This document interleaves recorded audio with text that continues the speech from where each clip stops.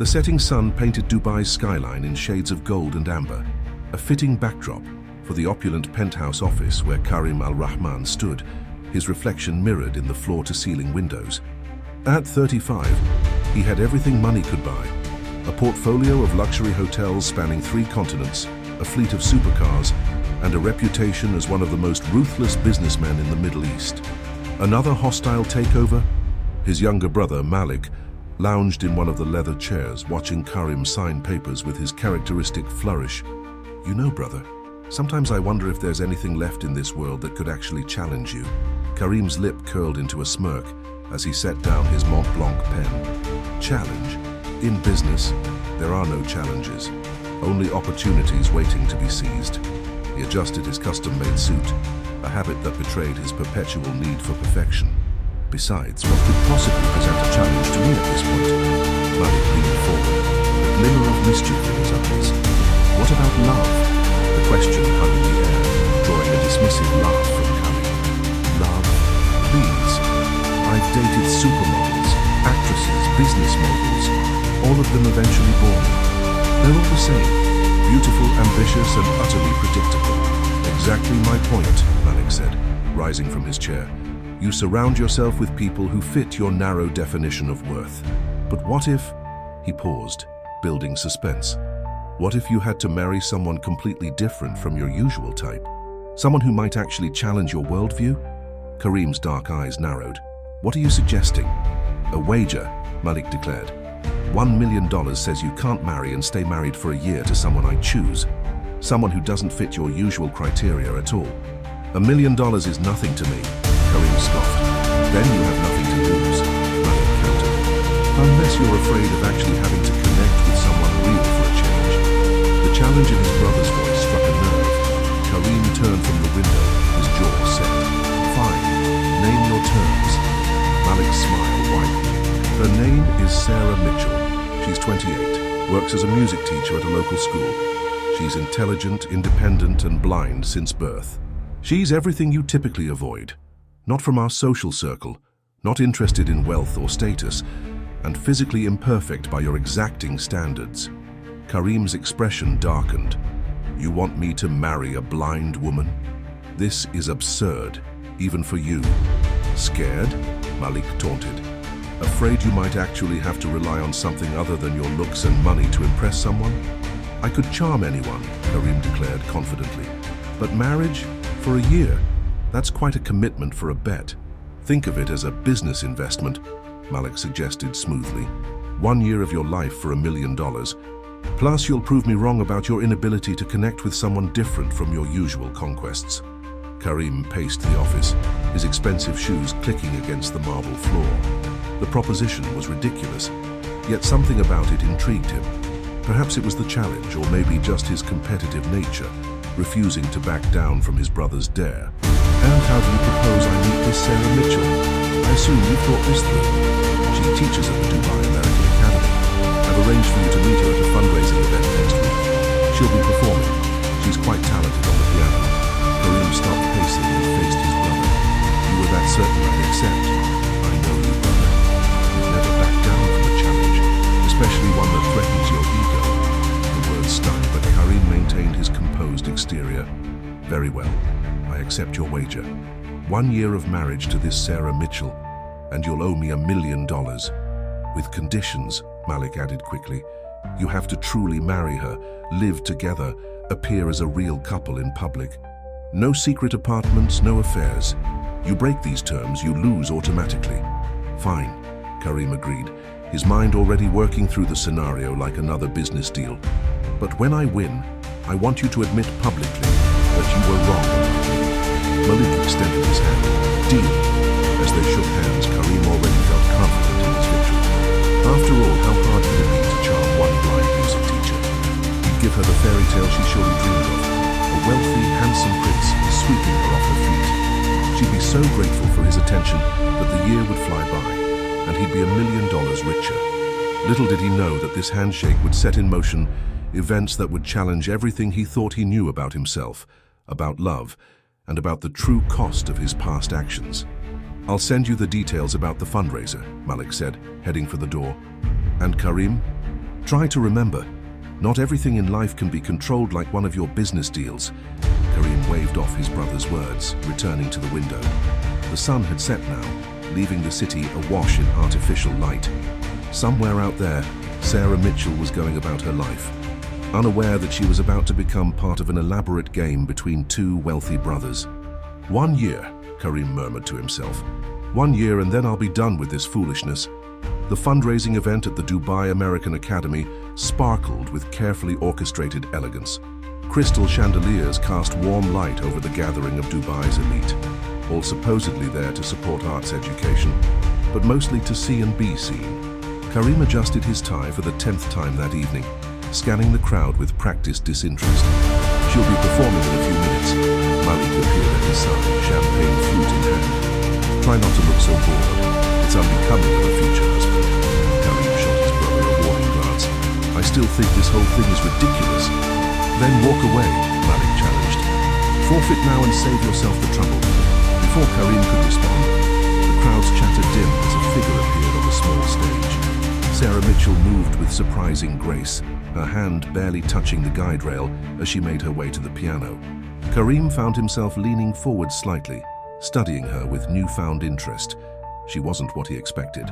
Tall and slender, with honey brown hair falling in soft waves past her shoulders, she carried herself with quiet confidence. Her emerald green dress was elegant but modest, and her face, though lacking the artificial perfection he usually preferred, held a natural beauty that caught him off guard. Then she began to play. The first notes of Chopin's Nocturne in E-flat major filled the room, and Karim felt something unexpected stir within him. Her fingers danced across the keys with both precision and passion, her expression transforming as she lost herself in the music. He'd heard this piece performed countless times at various concerts and events, but never quite like this. Surprised? Malik whispered, noting his brother's rapt attention. Karim quickly schooled his features back into careful neutrality. She plays well. That's all. The performance ended to enthusiastic applause, and Sarah stood, offering a graceful bow to the audience. As people began to crowd around her with compliments, Karim noticed something else. She handled the attention with neither false modesty nor obvious pleasure, but with a quiet dignity that seemed entirely genuine. "Shall I introduce you?" Malik asked. Karim straightened his jacket. "Might as well get this started." They approached as the crowd began to thin. Up close, Karim could see that Sarah's eyes, though unseeing, were a striking shade of grey-blue. "Miss Mitchell," Malik spoke warmly. "A beautiful performance as always. May I introduce my brother, Karim Al-Rahman?" Sarah turned toward his voice, her head tilted slightly. "Mr. Al-Rahman, I've heard quite a bit about you." Something in her tone made Karim pause. There was knowledge there, perhaps even a hint of challenge. But that was impossible. She was just a music teacher. "All good things, I hope," he responded smoothly, reaching for her hand. "Though I suspect my brother may have painted a rather biased picture. Oh, I form my own opinions, Mr. Al-Rahman." Her smile was polite but reserved. "I find that people often reveal their true nature in ways they don't expect." Her hand was cool in his, her handshake firm and professional, not at all the timid gesture he'd anticipated. She withdrew it quickly, but not before he noticed the calluses on her fingers from years of playing piano. "Would you join me for coffee sometime?" he asked, deploying his most charming tone. "I'd love to hear more about your work with the school's music program." A slight pause. "That's very kind, but I'm quite busy with end-of-term recitals." "Surely you can spare an hour," he pressed, unused to having invitations declined. "I'm genuinely interested in supporting arts education." Sarah's expression shifted subtly. "Are you? That's interesting, considering your company's recent decision to withdraw funding from several educational initiatives in favor of luxury development projects." Karim blinked, caught off guard by her knowledge of his business dealings. Malik's barely suppressed chuckle didn't help. "I see you keep up with business news," Karim recovered smoothly. "I try to stay informed about things that affect my students," she replied. "But perhaps you're right. We should discuss it over coffee. Tomorrow at 3, there's a small cafe called the Blue Door near the school." "I know it," Karim said, though he'd never set foot in such a modest establishment. "Good. And Mr. Al-Rahman, don't send a car for me. I'm perfectly capable of getting there on my own." With that, she turned and made her way through the crowd, her movements so confident that many probably didn't realize she was blind at all. "Well, brother?" Malik's voice dripped with amusement. "Still think this will be easy?" Karim watched Sarah's retreating figure, his mind already recalculating his approach. She wasn't at all what he'd expected. Not grateful for his attention, not impressed by his name or position. If anything, she seemed to have her own agenda. "She's just playing hard to get," he said finally. "They all do, in their own ways. This is just a slightly different game." "If you say so," Malik replied. "But I should warn you, Sarah Mitchell isn't playing any games. That's what makes her dangerous." Karim straightened his tie again. "A plan already forming. He'd simply need to adjust his strategy. Instead of impressing her with wealth and status, he'd play the role of a man seeking redemption, someone interested in her work and her cause. He'd make her believe she was changing him, helping him see the world differently. After all, he told himself, it was just another kind of business negotiation. Find out what the other party wants, appear to offer it, and secure the deal. 1 year. He could certainly maintain any facade for that long. The Blue Door Cafe was exactly the kind of place Karim Al-Rahman typically avoided. Small, modest, with mismatched furniture and local art adorning the walls. It was the antithesis of his usual premium coffee lounges, with their sleek, modern designs and perfectly curated ambience.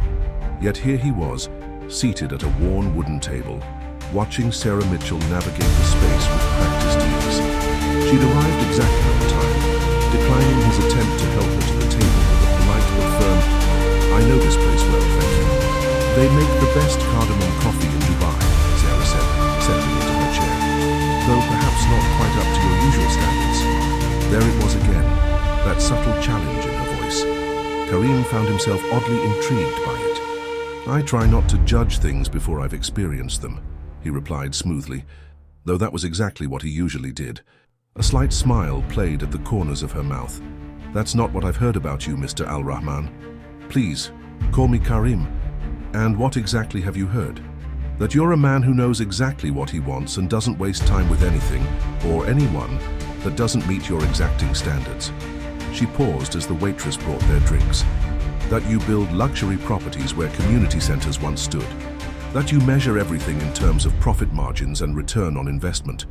Karim studied her face carefully, searching for signs of judgment or accusation, but found only calm observation.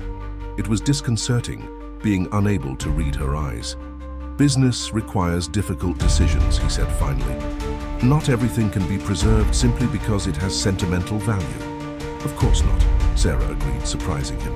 "But there's a difference between necessary business decisions and deliberately destroying things simply because you can't see their worth." Her words carried a weight he couldn't quite understand, but before he could probe further, she changed the subject. "Why did you really ask me for coffee, Karim?" "I doubt it was to discuss my music program." He had prepared for this question, crafting a careful response that would paint him as a man beginning to question his life choices. But sitting across from her, the practiced words felt hollow. "Perhaps I'm interested in seeing the world through different eyes," he said instead, then winced at his poor choice of words. To his surprise, Sarah laughed, a genuine melodious sound that transformed her face. "Well, that's certainly one way to put it." She took a sip of her coffee. "Though I suspect your reasons are more complicated than that. You're very direct. When you can't see facial expressions or body language, you learn to rely on words and tone. It saves time." She set down her cup precisely, her fingers finding the handle without hesitation.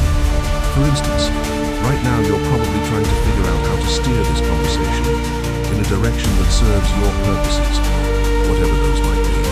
Karim felt a flash of irritation at being so easily led. "You seem to have it all figured out." "Not at all," Sarah replied. "I just recognize patterns. Men like you don't suddenly develop an interest in blind music teachers without a reason. Men like me, powerful men, men used to controlling everything and everyone around them." She leaned forward slightly. "Would you like to know what I think, Karim?" He found himself mirroring her posture. "Please. I think you're bored. I think you've spent so long viewing life as a series of transactions that you've forgotten how to simply experience it.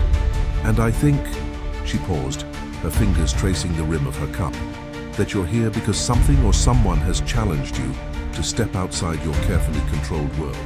Her accuracy was unsettling.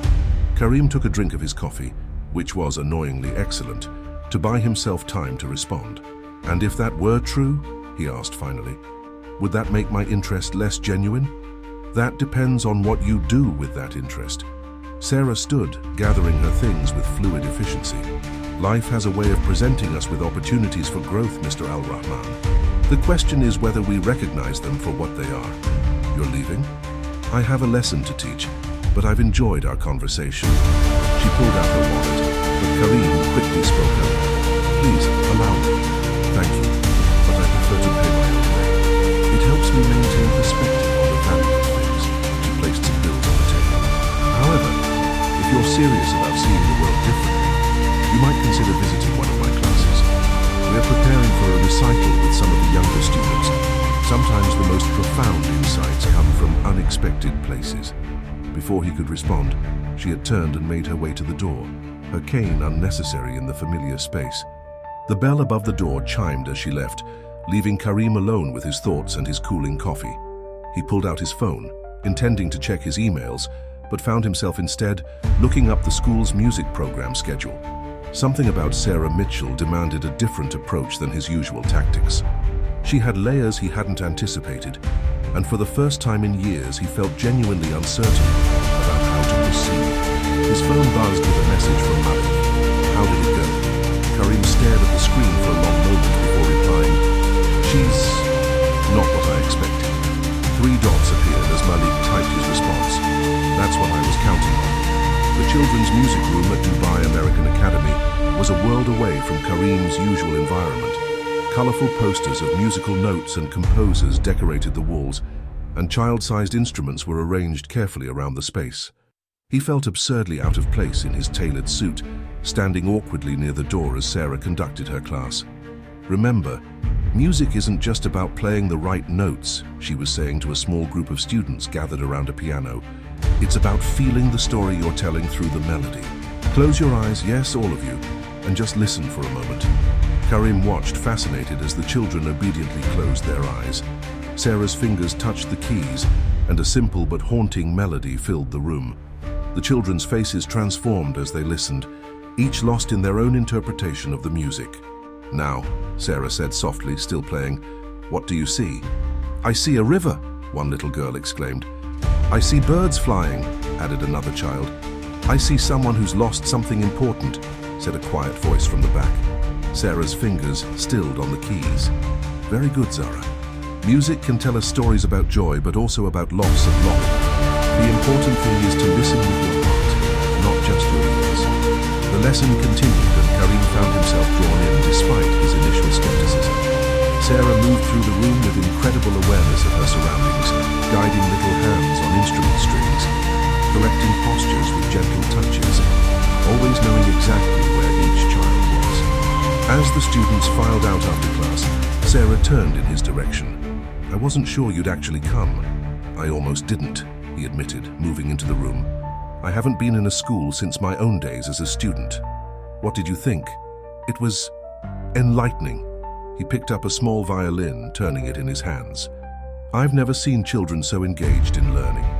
Music gives them something mathematics and reading can't, a way to express feelings they might not have words for yet. She began organizing sheet music, her fingers reading the braille notations at the top of each page.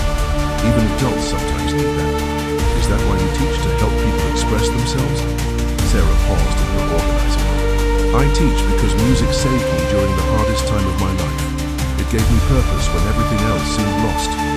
Something in her voice made Karim look up sharply, but her face revealed nothing. What happened? He asked, genuine curiosity overriding his usual tactical approach. Life happened, she replied simply. But we all have our stories of loss and recovery, don't we, Karim? Even successful businessmen who seem to have everything. He set down the violin carefully. You have a remarkable way of turning conversations back to the other person, a habit born of necessity. People are usually more comfortable talking about themselves than trying to navigate conversations with a blind woman. She finished sorting the music and turned to face him. Why did you really come today? Karim considered his prepared answer about wanting to understand her work better, but something made him opt for honesty instead. "I'm not entirely sure," he admitted. "Something you said at the cafe about recognizing opportunities for growth. Perhaps I wanted to see what you meant." "And did you?" "I'm still processing it." He looked around the room again. "These children, they trust you completely." "Trust has to be earned," Sarah said. "It requires consistency, honesty, and genuine care for others' well-being, things that can't be bought or negotiated." Her words carried a weight that seemed to fill the room. Karim felt an unexpected urge to defend himself, though she hadn't actually accused him of anything. "Business and trust aren't mutually exclusive," he said. "No, but they require different metrics of success." Sarah moved to the piano, running her fingers lightly over the keys. "Would you like to learn something, Karim? I'm not really musical. Not about music, about seeing without eyes."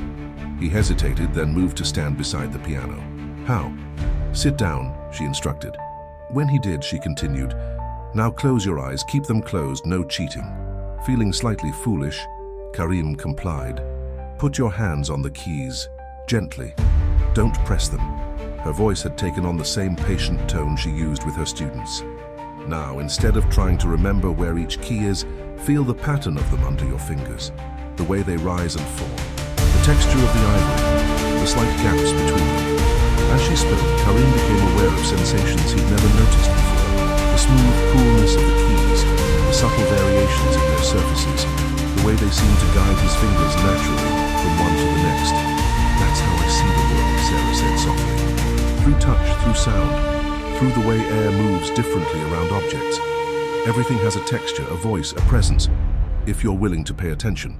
Karim opened his eyes, blinking in the sudden light. Sarah stood next to the piano, her face thoughtful. "Thank you," he said, surprised to find he meant it. "That was illuminating." "You're welcome." She gathered her bag and cane. "Same time next week?" The question caught him off guard. "You want me to come back?" "I think you need to," she said simply. "And I think you know why." As she left the room, Karim remained seated at the piano, his fingers still resting lightly on the keys. For the first time, he wondered if winning his brother's wager might be more complicated and more meaningful than he'd anticipated. 3 months had passed since that first music lesson, and Karim found himself spending more and more time at the Blue Door Cafe and in Sarah's classroom. The original motivation of winning the bet had begun to blur, replaced by a genuine fascination with the way she experienced the world. Today, he sat in his office, staring at the engagement ring on his desk, a stunning piece from Cartier that had cost more than most people earned in a year. Yet something about it felt wrong. "You haven't proposed yet." Malik lounged in his usual chair, watching his brother with barely concealed amusement. "I'm waiting for the right moment," Karim replied, closing the ring box with a snap. "These things can't be rushed." "Rushed? Brother, you've spent more time planning this proposal than you did on your last 3 corporate takeovers combined." Karim shot him an irritated look. "Sarah isn't a business deal." "No?" Malik raised an eyebrow. "Isn't that exactly what this is? A contract for 1 year of marriage in exchange for $1 million?" The words struck an uncomfortable chord. Karim stood and walked to the window, his usual refuge for thinking. "She's different," he said finally. "She sees things, really sees them, in ways I never considered before." "Interesting choice of words," Malik mused. "And what exactly do you see when you look at her?" Karim's reflection frowned back at him from the window. What did he see? He saw strength disguised as gentleness, intelligence sharp enough to cut through his usual manipulations. A woman who moved through the world with more grace and purpose than anyone he'd ever met. "I see someone who makes me question things I've always taken for granted," he admitted. "Careful, brother," Malik warned, though his tone was gentle. "You're starting to sound like a man who's forgotten this is just a wager." "Maybe it doesn't have to be just that." Malik stood, crossing to stand beside his brother. "You really care for her, don't you?" Karim paused, realizing he didn't have a ready answer. "I don't know what I feel anymore." "Then perhaps you should figure that out before you propose." But Karim's mind was already moving in a different direction. "Help me plan something special, not the usual expensive restaurant or elaborate event. Something that would mean something to her." Later that week, Sarah entered her classroom to find it transformed. The usual sounds and scents had been replaced by something different, the subtle fragrance of jasmine, the soft whisper of silk hangings, and the gentle notes of a familiar melody. "Chopin's Nocturne," she said, recognizing the piece she'd played at their first meeting. "You remembered." "I remember everything about that night." Karim's voice came from near the piano. "The way you played, the way you moved, the moment I realized you were going to change my life." Sarah's hand tightened slightly on her cane. "What is all this, Karim?" "Walk to me," he said softly. "The room is clear. I made sure of it." She moved forward with her usual confidence, but her expression was guarded. When she reached the piano, her free hand found its surface, grounding her. "There's something I need to ask you," Karim began, then stopped. All his prepared words suddenly seemed inadequate.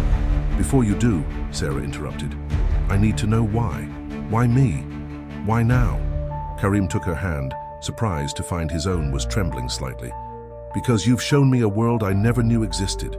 Because you challenge every assumption I've ever made. Because when I'm with you, I want to be better than I am." "Those are beautiful words," Sarah said quietly. "But are they true?" "As true as anything I've ever said." He pressed something into her palm. Not the Cartier ring, but something else. "Feel it." Sarah's fingers explored the object, a small, roughly carved wooden piano. "This is from one of your students. Zara made it in art class.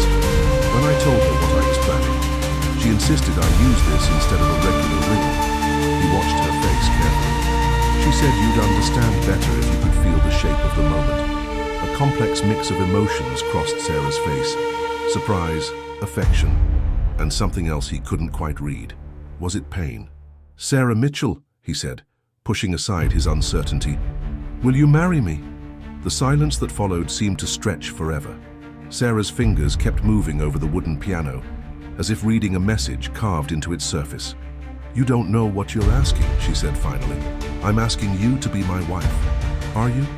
Or are you asking me to be part of something else?" Before he could respond, she continued, "But yes, Karim al-Rahman, I will marry you."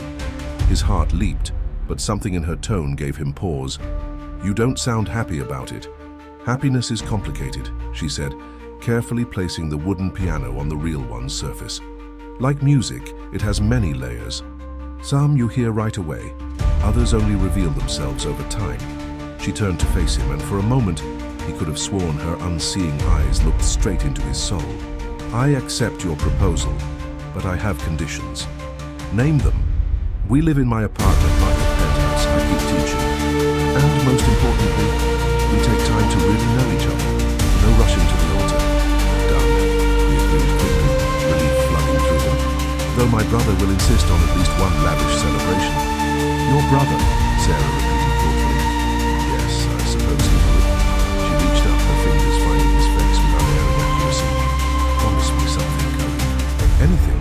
Promise me that no matter what happens, you'll remember this moment. Not just what you think it means, but what it really is." "And what is it?" Her hand dropped to her side. "A beginning." "Of what?" "Only time will tell." As he drew her into an embrace, Karim couldn't shake the feeling that there was something more to her words, something he wasn't yet ready to understand.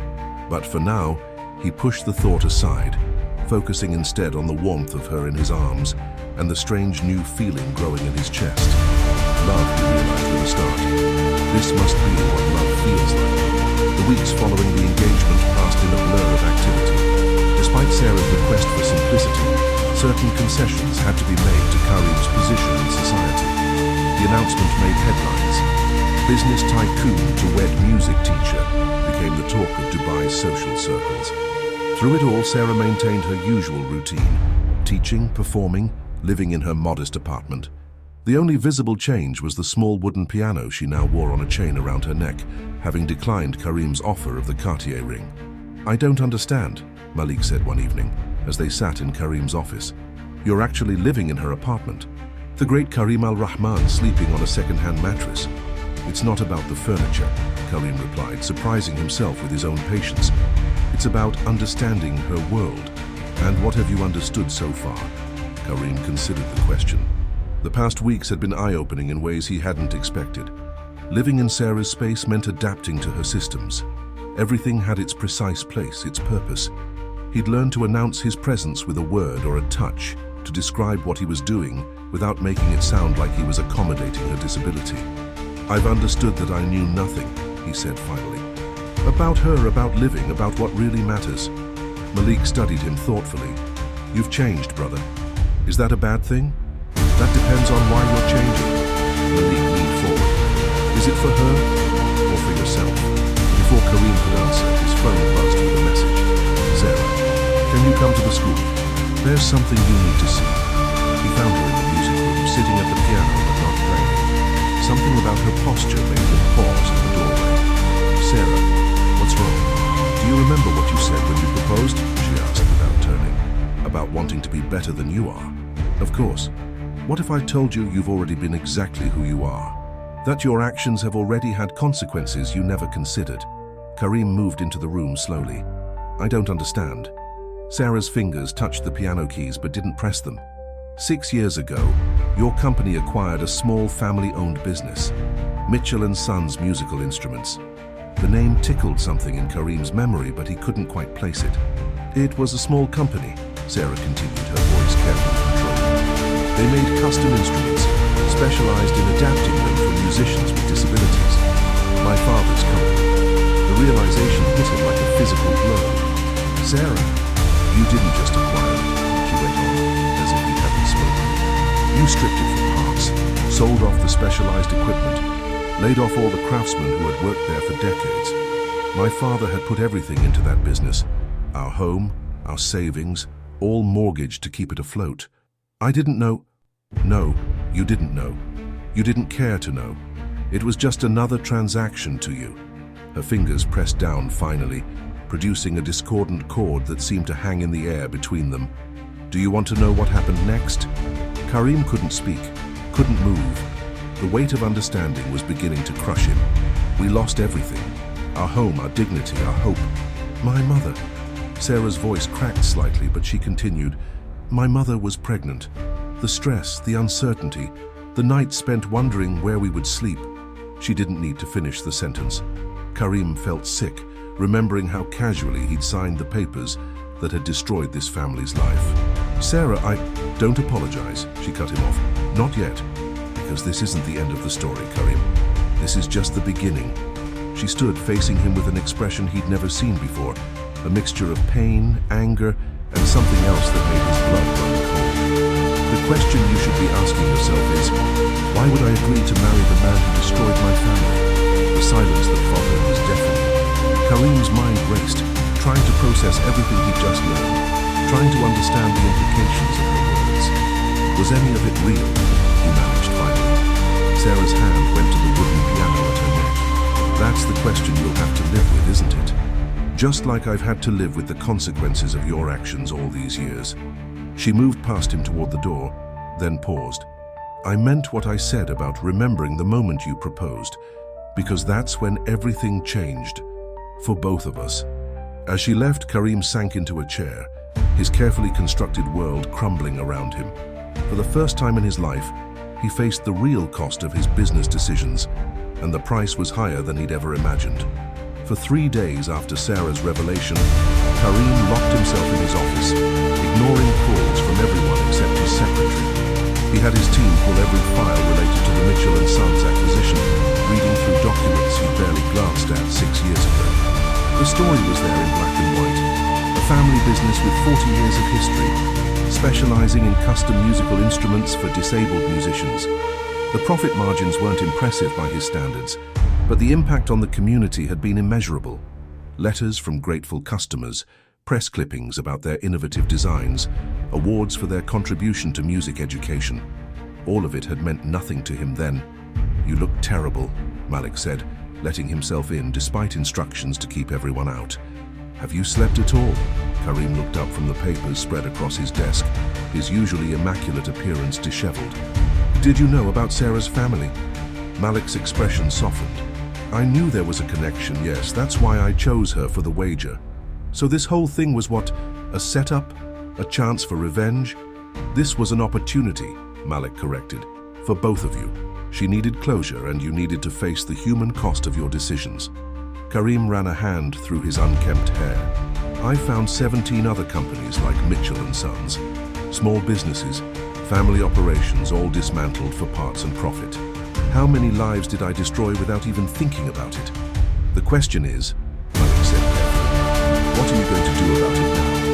Karim stood, moving to his window.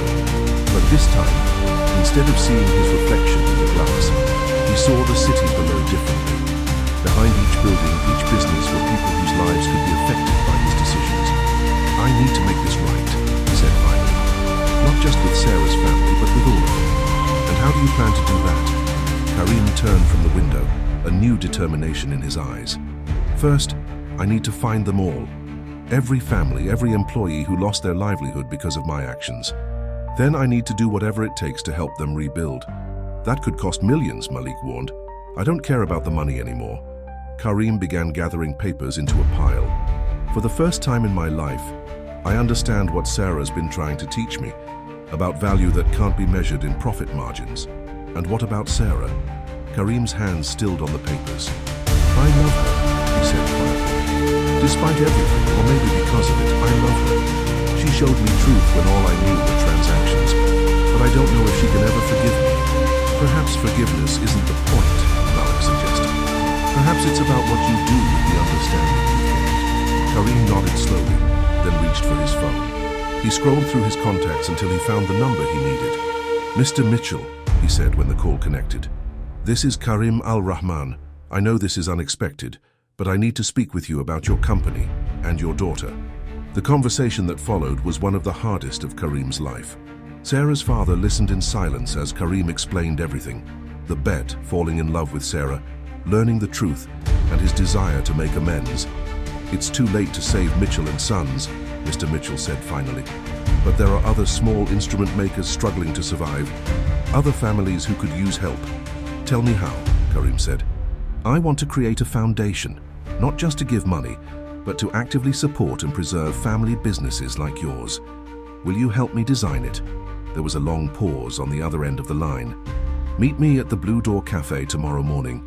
We have a lot to discuss. After hanging up, Karim turned to find Malik watching him with an unreadable expression. What? He asked. You really have changed, Malik said softly. The Karim I knew would never have made that call. The Karim you knew was a fool who thought power meant never having to face the consequences of his actions. He began straightening his desk with new purpose. I need to see Sarah. Are you sure that's wise? She might need time. No more time, Karim interrupted. No more games, no more pretense. She deserves to know everything I'm planning. And she deserves to be part of it if she wants to be. And if she doesn't, he swallowed hard, then I'll respect her decision. But either way, I'm going to spend the rest of my life trying to make up for what I've done. As he headed for the door, Malik called after him. What about our bet? Karim paused, then pulled out his checkbook, wrote something, and handed the check to his brother. Here's your $1 million. You won. You showed me what really matters. But what I do now, I do for Sarah and for myself, not for any wager. He left his office with a new sense of purpose, headed for the school where it had all begun. It was time to face the music, literally and figuratively, and hope that the melody wasn't over yet. Sarah was in the middle of a lesson when Karim arrived at the school. He stood in the doorway, watching as she guided a young student's hands over the piano keys. Her patience and gentleness unchanged despite everything that had happened between them. Music speaks what cannot be expressed, she was saying. It tells us things about ourselves we might not want to hear but need to understand. The words hit close to home, and Karim found himself holding his breath.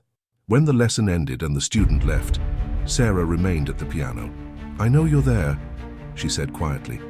Your aftershave gives you away. Always has. I spoke to your father this morning. Sarah's fingers stilled on the keys. I know. He called me. I owe you an explanation, Karim began. But Sarah shook her head. You owe me nothing, Karim. That's not why I told you the truth. Then why did you? She turned to face him, her unseeing eyes somehow finding his exact location. Because you needed to understand, not just about my family, but about all the families. All the lives touched by decisions made in high-rise offices without a thought for the consequences. I understand now. He moved into the room, stopping a few feet from the piano. But what I don't understand is, why agree to marry me? Why not just tell me the truth from the beginning? Sarah's hand went to the wooden piano around her neck, and gesture he'd seen so many times before now carried new meaning. At first it was about justice or revenge. I'm not sure I knew the difference anymore. He smiled sadly. The plan was simple: make you fall in love with me, then reveal everything on our wedding day. Make you feel a fraction of the pain my family felt. What changed? You did. Her voice softened. Or maybe I did. I watched you with my students, saw how you began to really listen to them, to care about their stories. I saw you struggling to understand a world so different from your own. She paused. And somewhere along the way I realized I was no longer pretending to care about your journey. Karim took a step closer.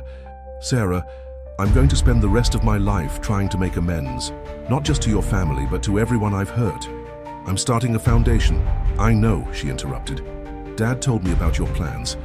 It's a good start, but not enough. That depends on why you're doing it. She stood, moving toward him with her usual grace. Are you doing it to ease your conscience, to win my forgiveness, or because you finally understand what really matters? I'm doing it because it's right, Karim said simply. Because you taught me to see with my heart instead of my bank account. And yes, I want your forgiveness, but more than that, I want to be worthy of it. Sarah reached out, her hand finding his chest, feeling his heartbeat. There's something else you should know, she said quietly. Something I never planned for. What's that? I fell in love with you too. Her voice trembled slightly. Somewhere between plotting my revenge and watching you change, I fell in love with the man you were becoming. And I hate myself a little for it, because it means my plan worked too well, just not in the way I expected. Karim covered her hand with his own, holding it against his heart. Where does that leave us? I don't know, Sarah admitted. Can you forgive me for deceiving you? Can I forgive you for what happened to my family? Is love enough to bridge that kind of gulf? Maybe, Karim said carefully. We stop thinking about forgiveness for a moment and focus on moving forward. Together. How? By building something new. Not just the foundation, but a new way of doing business. A new way of seeing the world. He squeezed her hand gently. Will you help me? Not as part of any plan or revenge, but as my partner. Sarah was quiet for a long moment, her free hand reaching out to touch his face, reading his expression with her fingers, as she had done so many times before. Yes, she said finally, but on one condition. David, we start over. No more secrets, no more plans, no more bets. Just us trying to make the world a little better than we found it. Karim felt something tight in his chest release. I'd like that. Then play with me, Sarah said, turning back to the piano. That piece I've been teaching you. As they sat side by side at the piano, their hands finding the keys together, Karim realized that this simple moment of creation and connection was worth more than all the business deals he'd ever made. The melody they created wasn't perfect, but it was honest, and for now that was enough. The conference room at Al Rahman Enterprises had never hosted a meeting quite like this one. Instead of corporate executives in expensive suits, the table was surrounded by craftsmen, small business owners, and community leaders. At the head of the table sat Karim, with Sarah and her father beside him. The Mitchell Foundation for Sustainable Business, Karim announced, his voice carrying a humility that would have been unthinkable months ago, will not just provide financial support. We want to create a network of mentorship, resources, and protection for family-owned businesses that serve their communities in unique ways. Sarah's father, James Mitchell, spoke next. As someone who lost everything to corporate takeovers, I can tell you what these businesses really need. Understanding. Recognition that profit isn't the only measure of success. A woman across the table, the owner of a small bookbinding company, leaned forward. This all sounds wonderful, Mr. Al-Rahman, but why should we trust you? Your reputation is well-deserved, Karim finished for her. I won't pretend otherwise, but sometimes it takes losing your way completely to find the right path. He reached for Sarah's hand under the table. I had help seeing things differently. Sarah squeezed his hand before speaking. The foundation will be independently governed by a board consisting primarily of small business owners and community representatives. Mr. Al-Rahman is providing the funding, but he won't control how it's used. The meeting continued for hours, with passionate discussions about what small businesses needed to survive in a changing economy. Karim listened more than he spoke, taking notes in a small notebook, a habit he'd learned from Sarah. who had taught him that sometimes the most important details came in the quiet moments between words. Later that evening, as they walked through a small park near Sarah's apartment, their apartment now, she asked, "How do you feel?" Karim considered the question carefully. "Humble," he said finally. "Listening to their stories, understanding the ripple effects of what we do in business. It's overwhelming, but in a good way." "You surprised them today," Sarah said, "especially when you announced that you're reviewing all your company's recent acquisitions." "It's the right thing to do." He paused their walk, turning to face her. "Sarah, there's something else I want to discuss with you." She tilted her head, waiting. "I want to learn Braille." The request caught her off guard. "Why?" "Because it's part of your world, and I want to understand it better. Also," he smiled, though she couldn't see it, "I want to be able to leave you love notes you can read yourself." Sarah laughed, a sound that had become more frequent lately. "That might be the most romantic thing you've ever said to me." "I'm learning," he said softly. "Every day with you I learn something new."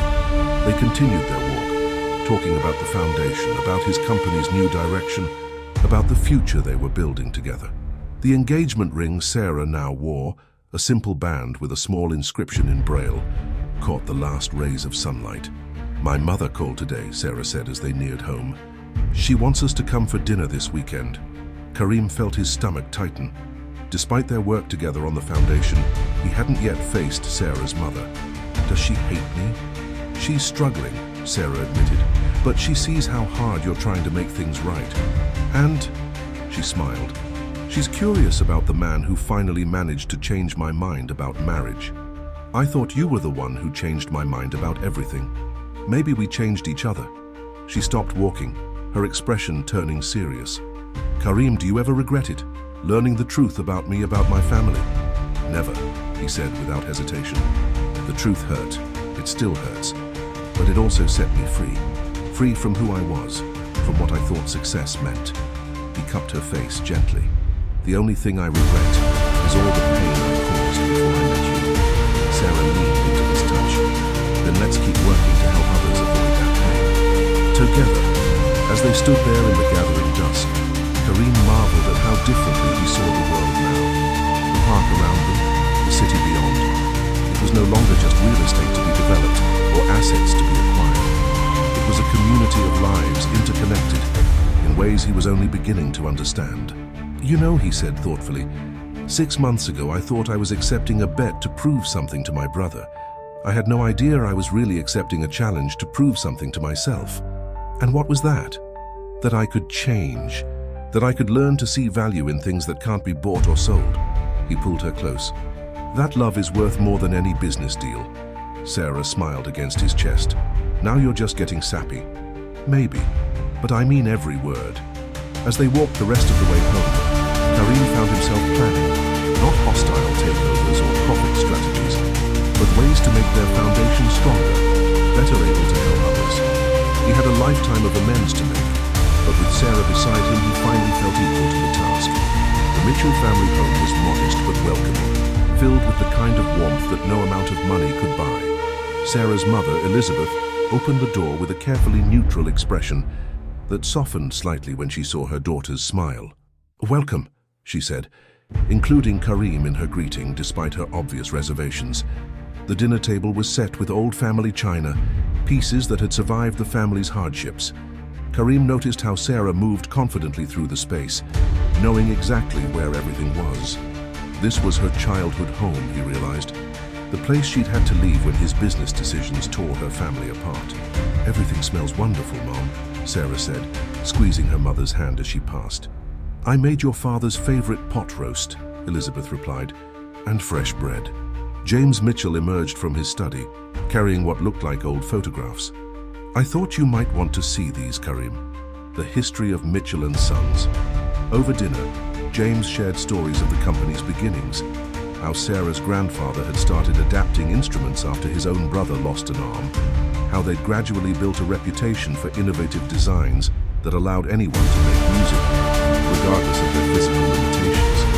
"This was our first custom violin," James said, passing a photo to Karim. "Designed for a young girl with partial paralysis in her left hand.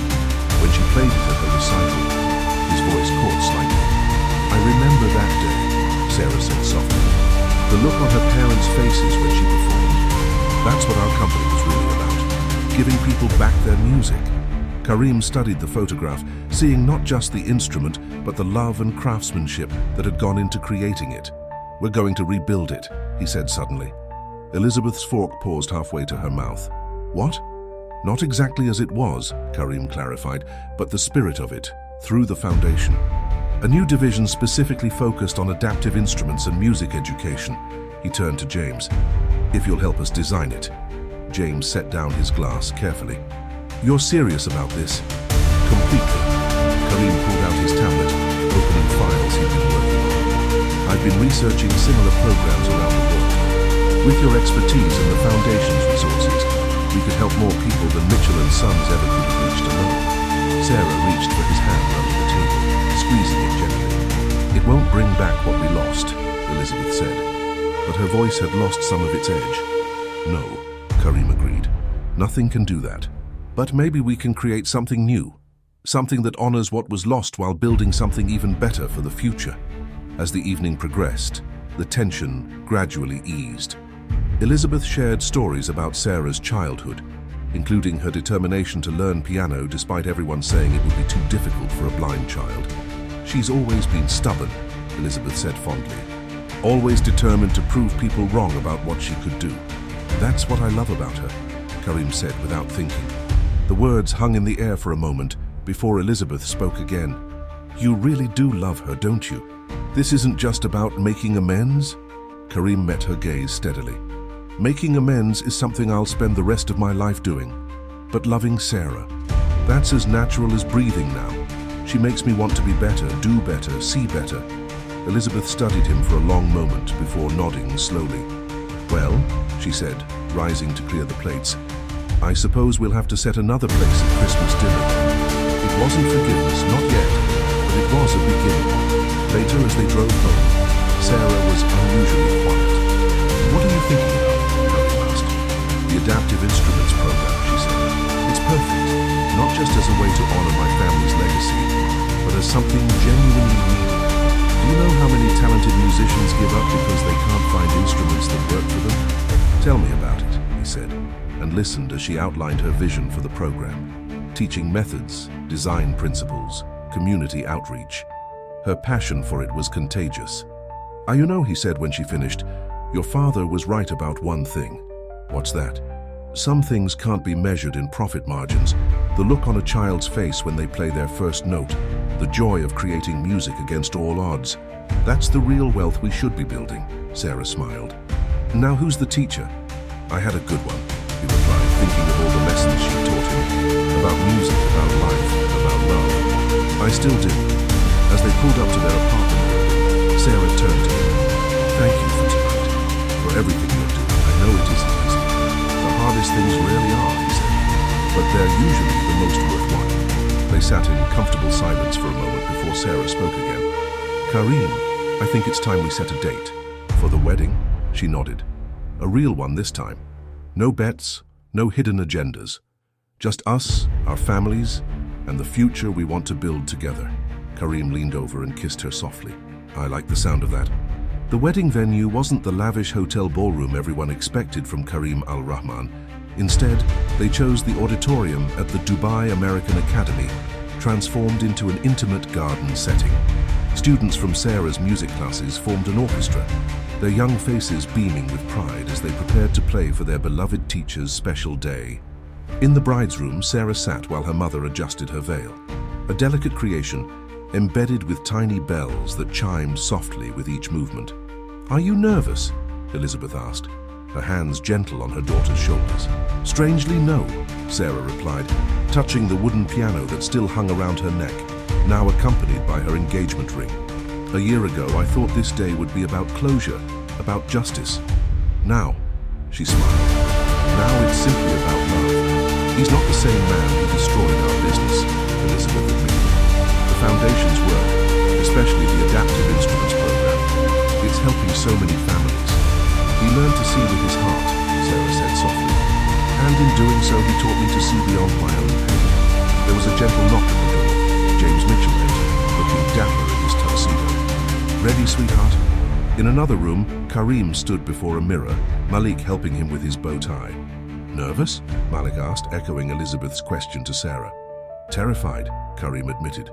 Not of marrying her. That's the easiest decision I've ever made. But of living up to the faith she's placed in me. You already are, Malik assured him. The changes you've made in your business practices, the lives you're touching through the foundation, you're becoming the man she always saw you could be. It's more than that, Karim said, turning to face his brother. She didn't just help me see others differently. She helped me see myself differently. For the first time in my life, I understand what real success means. The ceremony itself was unlike anything Dubai's social circle had ever seen. The student orchestra played beautifully, their music filling the space with joy. When Sarah appeared at the end of the aisle, guided by her father, Karim felt his breath catch. She wore a simple gown of ivory silk, but it was her smile that transformed her into something ethereal. The tiny bells in her veil created a subtle symphony with each step, and in her free hand, she carried a bouquet of instrument strings fashioned into flowers, a gift from the craftsman now working with the foundation. Their vows were personal, heartfelt, and honest. Sarah, Karim began, his voice steady despite his emotion, you came into my life as a challenge, became my greatest teacher, and are now my deepest love. You taught me to see beauty in imperfection, value in things that can't be bought, and music in silence. I promise to spend every day trying to be worthy of the faith you've placed in me, to continue learning from you, and to always listen with my heart. Sarah's vows, spoken with quiet certainty, moved many to tears. Karim, you learned to see the world through my eyes, and in doing so, showed me how to see beyond my own walls.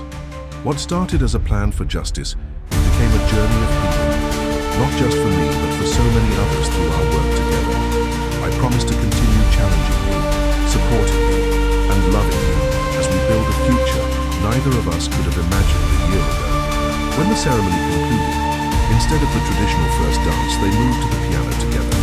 The piece they played, the same one they'd practiced in her classroom so many times, spoke of their journey from darkness to light, from revenge to redemption, from transaction to true love. The reception that followed was a beautiful blend of cultures and communities. Small business owners chatted with corporate executives about sustainable practices.